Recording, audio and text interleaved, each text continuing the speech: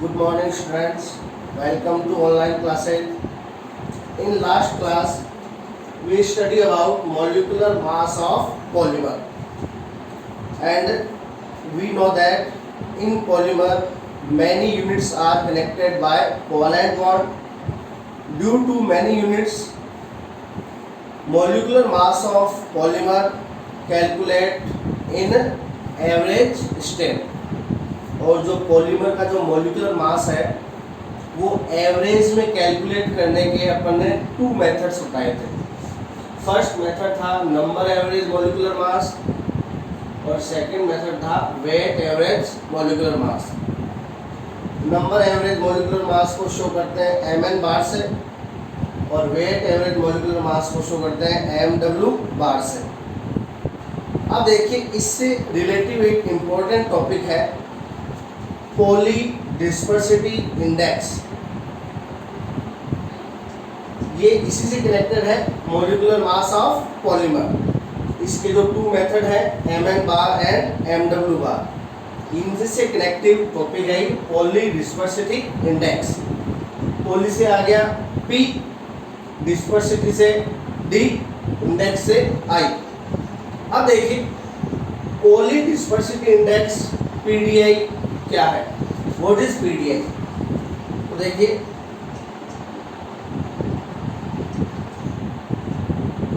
किसी पॉलीमर के लिए PDI क्या होता है,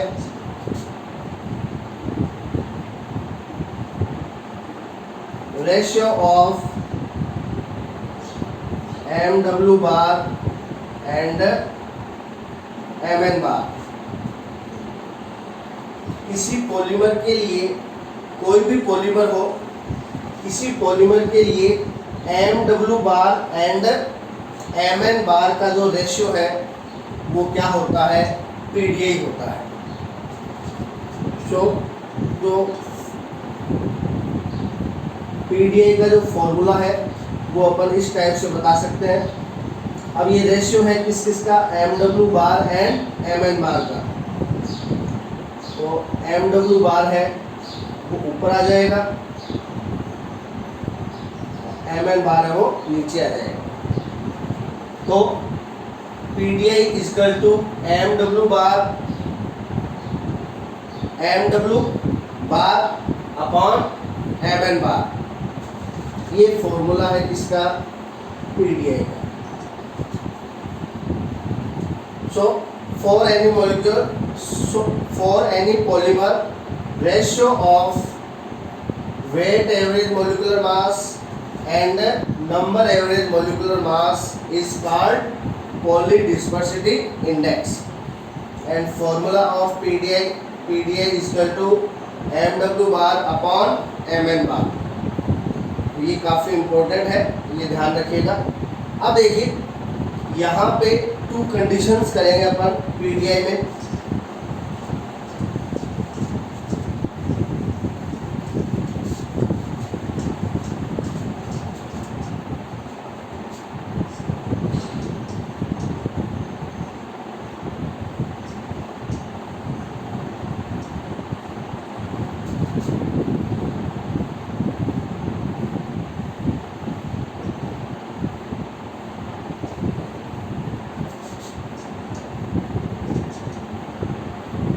यहाँ पे केस फर्स्ट लेते हैं।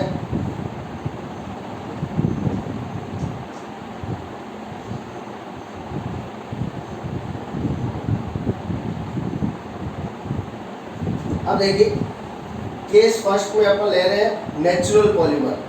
कैसे पॉलीमर, नेचुरल पॉलीमर। अब नेचुरल पॉलीमर के लिए क्या होता है, mw बार इक्वल होता है किसके, mn बार के। तो नेचुरल पॉलीमर के लिए mw बार एंड mn बार की वैल्यू क्या होती है, इक्वल होती है। तो देखिए क्या होगा,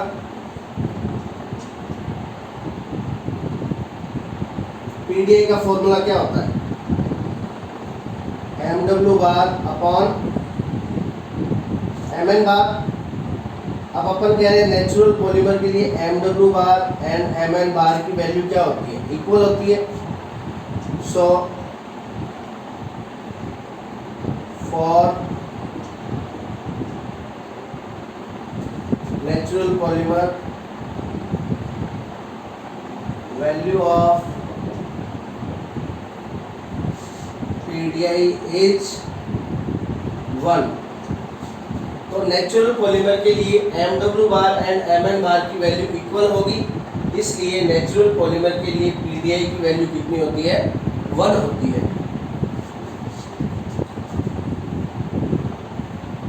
अब नेचुरल पॉलीमर के लिए PDI की वैल्यू क्या है, 1 है, इसलिए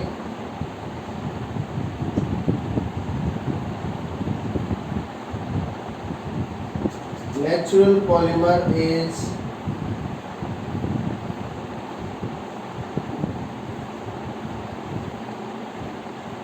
मोनोडिस्पर्सिव।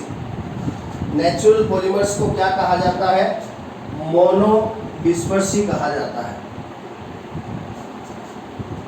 Mono means 1, dispersive mono means 1 हो गया। और अपने बताया नेचुरल पॉलीमर के लिए पॉलीडिस्पर्सिविटी इंडेक्स PDI की वैल्यू कितनी होती है, 1 होती है, इसलिए नेचुरल पॉलीमर्स को क्या कहा जाता है, मोनोडिस्पर्सिव कहा जाता है।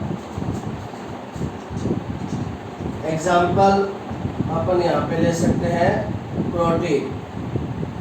Protein is a natural polymer. Starch is also natural polymer. Cellulose भी क्या है, नेचुरल पॉलीमर है। तो नेचुरल पॉलीमर है, उनके लिए PDI की वैल्यू 1 होती है, इसलिए इनको कहा जाता है मोनोडिस्पर्सिव।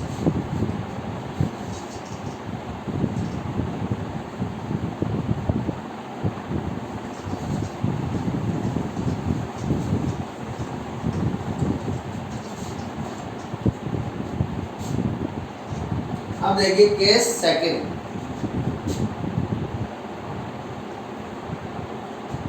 सेकंड केस में अपन लेंगे सिंथेटिक पॉलीमर।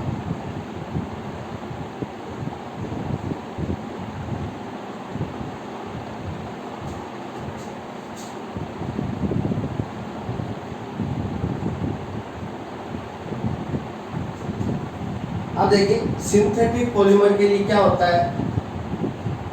अब नेचुरल पॉलीमर के लिए तो MW बार एंड MN बार की वैल्यू क्या थी, इक्वल थी।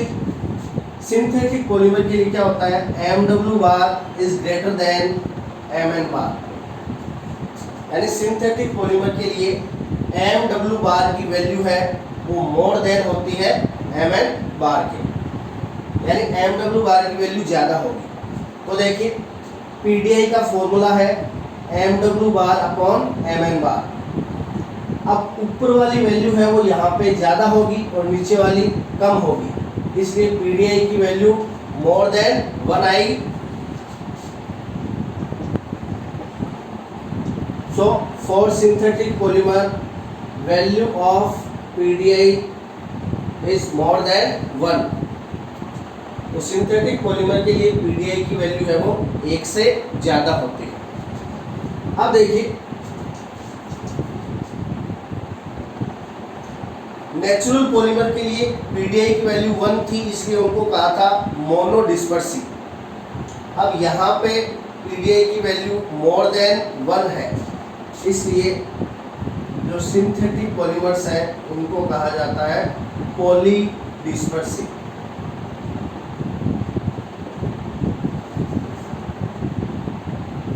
तो सिंथेटिक पॉलीमर्स के लिए PDI की वैल्यू मोर देन 1 होती है, इसलिए इनको कहते हैं पॉलीडिस्पर्सिव।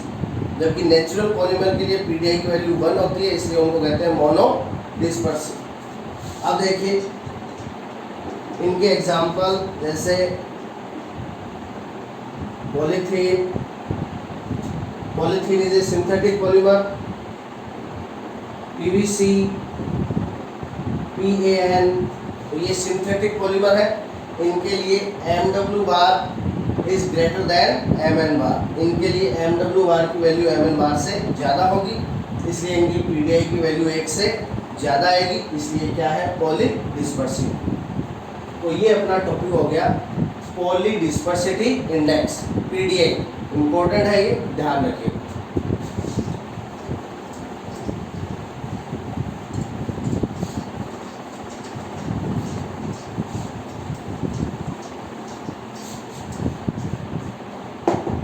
अब देखिए इस लेसन के लास्ट में अपन एक पॉलीमर के बारे में देखते हैं।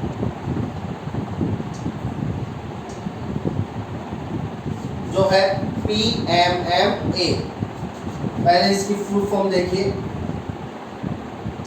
पॉली, पी से पॉली, फर्स्ट एम से मैथिल, सेकंड एम से मैथ, और ए से एक्रिलेट। तो PMMA poly methyl math acrylate, ये इसकी फुल फॉर्म है। यानी इसकी जो मोनोमर है वो होती है मिथाइल मैथ एक्रिलेट। तो देखिए मिथाइल मैथ एक्रिलेट का formula CH2 double bond C के ऊपर CH3, नीचे O, C double bond O, CH3। तो ये है मिथाइल मैथ एक्रिलेट, ये है मिथाइल मैथ एक्रिलेट। इसके लिए N मॉलिक्यूल और करवा दिया पॉलीमराइजेशन, और पॉलीमराइजेशन होगा एडिशन, यानी कोई भी स्मॉल मॉलिक्यूल है वो एग्जिट नहीं होगा। तो एडिशन पॉलीमराइजेशन करा दिया तो डबल बॉन्ड कन्वर्ट हो जाएगा किसमें, सिंगल बॉन्ड में। तो देखिए CH2 सिंगल बॉन्ड, C के ऊपर CH3, नीचे O, CO, CH3, और ये नीचे लग जाएगा N। तो ये आपका पॉलीमर आ गया PMMA, पॉलीमिथाइल मैथ एक्रिलेट। अब देखिए इस पॉलीमर का जो यूज है वो देखिए, ये जो पॉलीमर है वो होता है ट्रांसपेरेंट। ये पॉलीमर क्या होता है, ट्रांसपेरेंट होता है। अब इसके ट्रांसपेरेंट कैरेक्टर के रीजन से इसका जो यूज है वो लेंस के फॉर्मेशन में होता है। किसके फॉर्मेशन में, लेंस। तो इसका जो यूज है वो लेंस के फॉर्मेशन में होता है, जो आईज के लेंस वगैरह बनाते हैं। और एक इसका यूज है वो टीवी स्क्रीन में भी होता है। एक इसका जो यूज है वो टीवी स्क्रीन बनाने में भी होता है। तो ये है पॉलीमिथाइल math acrylate.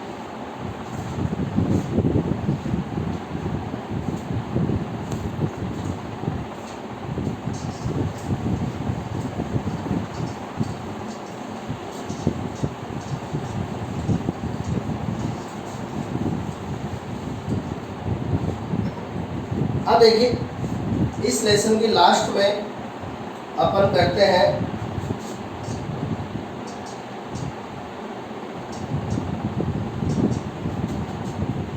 Difference between polymer and macromolecule.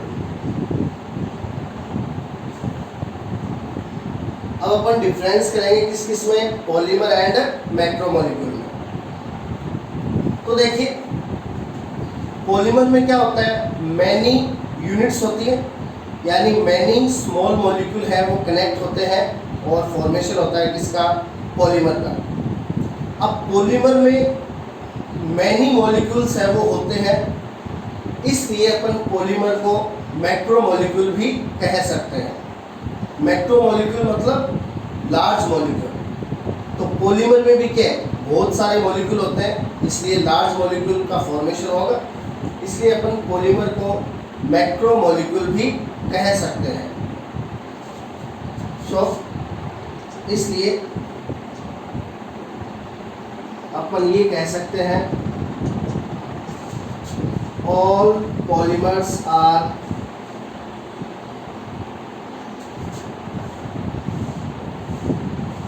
Macromolecule but all macromolecules are not polymer.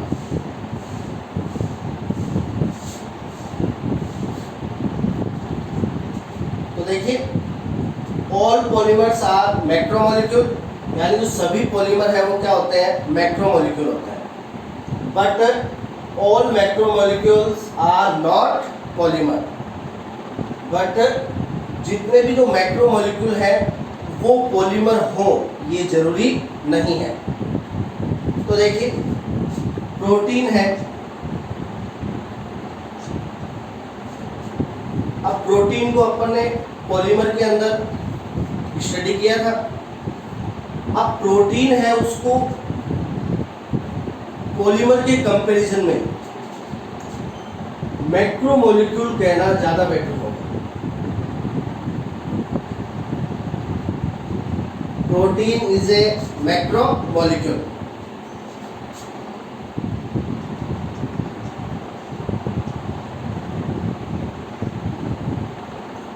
And polythene is a polymer. अब प्रोटीन को मैक्रोमोलिक्यूल कहना बेटर होगा और पॉलीथीन को पॉलीमर. तो देखिए जितने भी पॉलीमर होते हैं वो मैक्रोमोलिक्यूल होते ही हैं, लेकिन जो मैक्रोमोलिक्यूल है वो पॉलीमर हो ये जरूरी नहीं है. इसीलिए अपन ये लिखा है all polymers are macromolecule but all macromolecules are not polymer. अब देखिए अपन डिफरेंस करेंगे मैक्रोमोलिक्यूल और पॉलीमर में. अपन देखें पॉलीमर के लिए एग्जांपल लिख रहे हैं पॉलीथीन.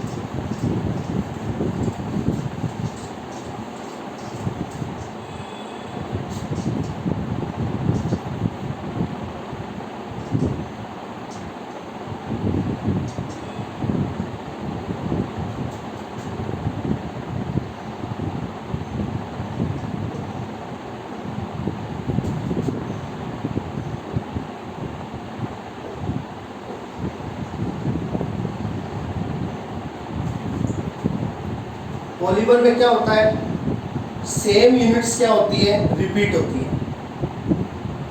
यानी पॉलीमर है उसका फॉर्मेशन है वो सेम यूनिट्स के कनेक्ट होने से होता है. यानी पॉलीमर में जितनी भी यूनिट्स है वो रिपीट होती है, वो सारी की सारी क्या होती है, सेम होती है. फॉर एग्जांपल अपन पॉलीथीन का फॉर्मेशन करते हैं तो अपन n मॉलिक्यूल लेते हैं इसके एथीन के. तो यहाँ पे ऑल यूनिट्स क्या है, एथीन है. So all units are same. Polymerization करवाएंगे, डबल बॉन्ड कन्वर्ट हो जाएगा सिंगल बॉन्ड में और ये फॉर्मेशन होगा पॉलीएथीन का. तो यहाँ पे आप देख सकते हो पॉलीएथीन का जो फॉर्मेशन हुआ है जो अपना क्या है, पॉलीमर है. इसमें क्या है, सेम यूनिट्स क्या हो रही है, रिपीट हो रही है. ऑल यूनिट्स यहाँ पे क्या है, एथीन है. तो यहाँ पे इस प्रकार से जो एथीन की यूनिट्स है वो रिपीट होंगी.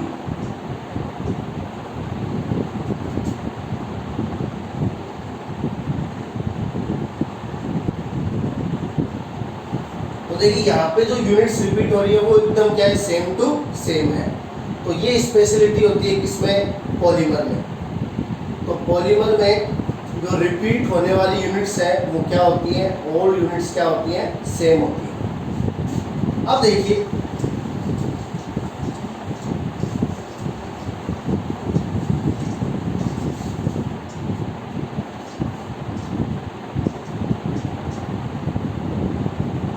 इन मैक्रोमोलिक्यूल. अब अपन बात करते हैं मैक्रोमोलिक्यूल की. in macromolecule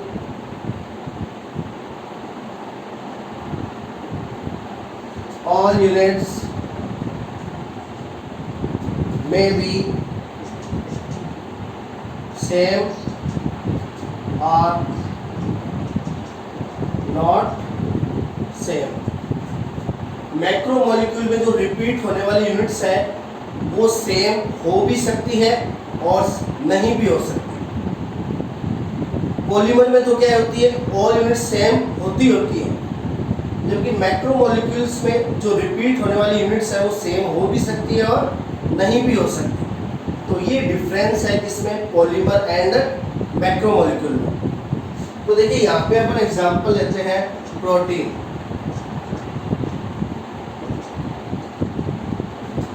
अब प्रोटीन है वो किसका पॉलीमर होता है, alpha amino acid.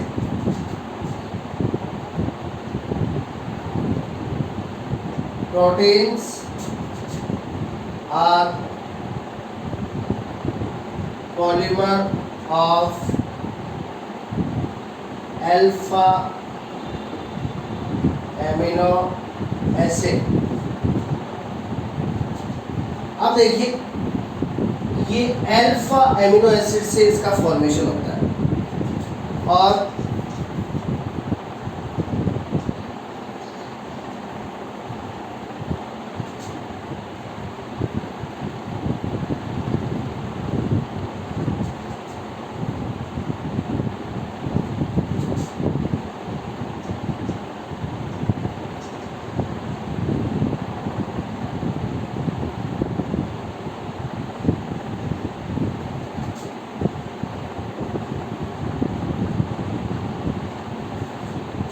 Protein formation में 20 टाइप्स के अल्फा एमिनो एसिड है वो पार्टिसिपेट करते हैं। तो प्रोटीन है वो किससे बनता है, अल्फा एमिनो एसिड से, और प्रोटीन फॉर्मेशन में 20 टाइप्स के अल्फा एमिनो एसिड है वो पार्टिसिपेट करते हैं।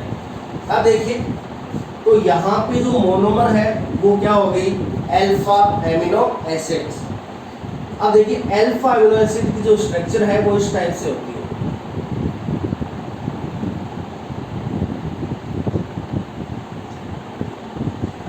ये स्ट्रक्चर है किसकी, अल्फा एमिनो एसिड। देखिए acid means carboxylic acid, acid means हो गया carboxylic acid and amino means हो गया NH2। तो एमिनो एसिड्स में 2 फंक्शनल ग्रुप होते हैं, amino group and carboxylic acid group. Amino के लिए आ गया एमिनो और कार्बोक्सिलिक एसिड के लिए आ गया एसिड, इसलिए इनको कहते हैं एमिनो एसिड। अब देखिए यहाँ पे मेन फंक्शनल ग्रुप कौन सा है, कार्बोक्सिलिक एसिड है।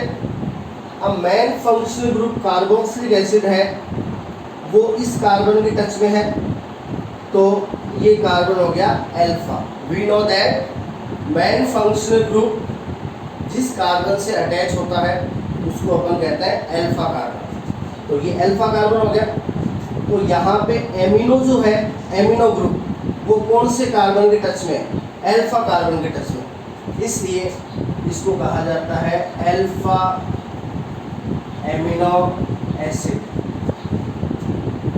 अब यहाँ पे देखिए इसकी स्ट्रक्चर में जो R है, R का मीन्स है कार्बन चेन, R का मीन्स क्या है, कार्बन चेन। अब डिफरेंट अल्फा अमीनो एसिड्स में R की वैल्यू भी क्या होगी, डिफरेंट होगी। यहाँ पे R की वैल्यू H हो सकती है, CH3 हो सकती है, CH3 CH2 हो सकती है, या C6H5 हो सकती है। यानी डिफरेंट अल्फा अमीनो एसिड्स में R की वैल्यू क्या होगी, डिफरेंट होगी। तो ये जो 20 टाइप्स के अल्फा अमीनो एसिड्स हैं इनकी स्ट्रक्चर इस R के रीजन से क्या होगी, डिफरेंट, बिकॉज इन 20 टाइप्स के अल्फा अमीनो एसिड्स में R की वैल्यू क्या होगी, डिफरेंट होगी। तो ये 20 टाइप्स के अल्फा अमीनो एसिड है वो फॉर्मेशन करेंगे प्रोटीन का। तो यहाँ पे जो अल्फा अमीनो एसिड्स है 20 टाइप्स के वो रिपीट होंगे तो उनकी स्ट्रक्चर है वो सेम टू सेम नहीं होगी। इस आर की रीजन से उनकी स्ट्रक्चर क्या होगी, डिफरेंट होगी। इसलिए अपन ने लिखा था कि मैक्रोमोलिक्यूल्स में जो रिपीट होने वाली यूनिट्स है वो सेम हो भी सकती है और नहीं भी हो सकती। जबकि पॉलीमर में क्या होता है, पॉलीमर में रिपीट होने वाली यूनिट्स है वो एकदम सेम टू सेम होती है। तो ये इनमें मेन डिफरेंस है किस किस में, पॉलीमर एंड मैक्रोमोलिक्यूल। तो इस टाइप से ये अपना जो पॉलीमर वाला लेसन है वो कंप्लीट है। अब जो अपन ने कई पॉलीमर्स हैं उनके जो यूजेज हैं, उनके यूजेज अपन बता चुके हैं। जैसे टेफ्लॉन का अपन ने यूज बताया था,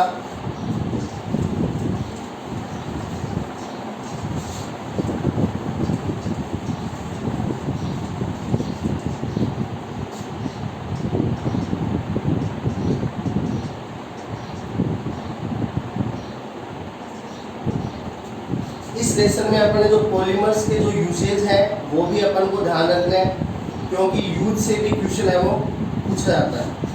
जैसे 2018 में क्वेश्चन आया था, यूज ऑफ टेफ्लॉन।